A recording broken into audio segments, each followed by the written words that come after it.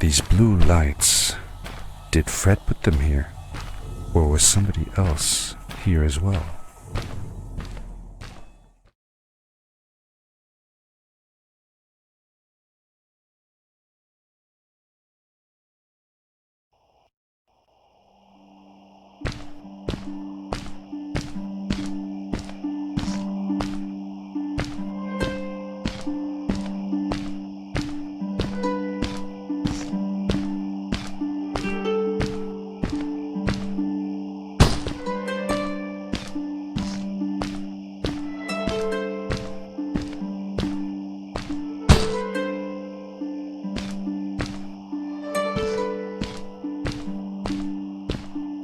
Hello, who are you? You're not from here. Wow, you look just like Fred, but smaller, and with less hair on your face. She knew Fred. I told her that he was my uncle, and that I was looking for him. What's an uncle? I said that he was, that I had known him all my life. Really? Me too. I'll help you find him. I'm Madeline. The others call me Mad Maddie sometimes. I don't know why really, but you can call me Maddie. You've never been to the village, right? Let's meet over there in the square. I'll show you around. I bet you can get there easily with your suit thing.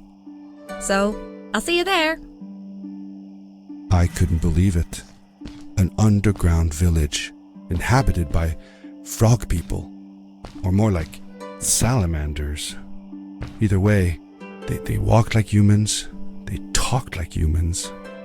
How is that possible?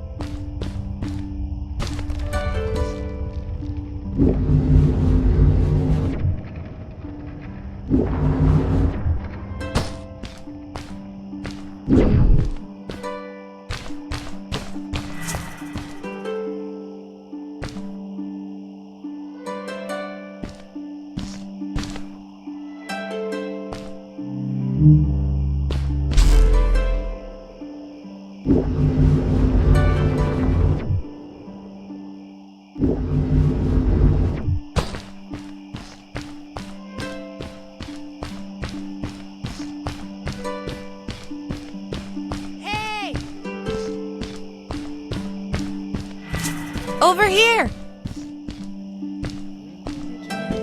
Hi, welcome to my village. This is the town square, and that over there is Fred's tent. I haven't seen him in a few days, though. Maybe our elder Samuel knows where he is. He knows a lot of stuff. Mostly boring stuff, if you ask me, but it's worth a try. Before asking him, though, you should check out the village. It's not so bad, unless you have to stay for too long. When you're done, go to the island with the windmill, and you'll see Samuel's coat from there. I'll go on ahead and tell him that you're coming. He's not much for surprises. Later! I thanked Madeline and agreed to meet her later. It was strange. How could I talk to someone who was not even human and still feel like it was perfectly normal?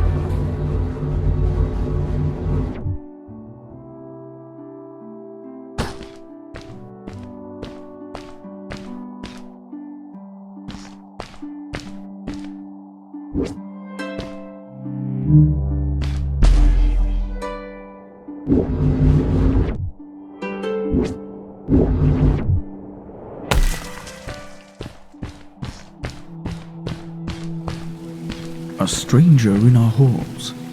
Welcome. Our name is Samuel, and we will do our best to assist you. Please tell us what brings you here. I told him that I was looking for my Uncle Fred. We should help. Do you know where he is? Fred left us without a word. If you aspire to find him, we can share with you a sacred crystal, a power core. Fred used their kind to power his suit. You can have it if you return our Fred to us. The crystal? Sweet! Madeline, that was inappropriate. Your help will not be necessary. The crystal is not for you to have. What? I want to help finding Fred. Why couldn't I? Please, Madeline, that is impossible. None of us may enter the chasms. It is too dangerous. What's the danger? If Fred can do it, so can I. I say this for your own protection, Madeline. You are forbidden from entering the chasms. Just because you're afraid of what's outside the village doesn't mean I am. I'm nothing like you. I'll never be. We apologize. It is true that we want to keep her safe, but she does not understand. Behind us is the power core. Take it and go into the chasms. Find Fred, and if you see Madeline, take care of her.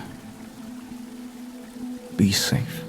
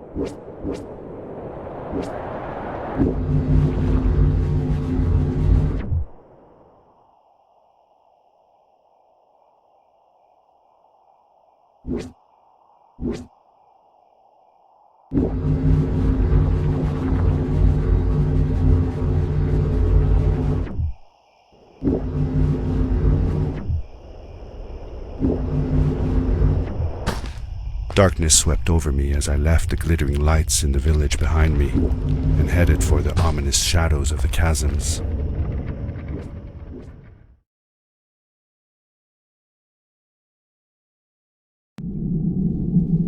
As I entered the chasms, it struck me how much darker it was in there.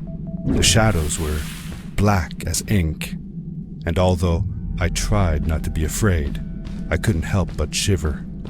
Was it the darkness that frightened the villagers as well, or was it something else?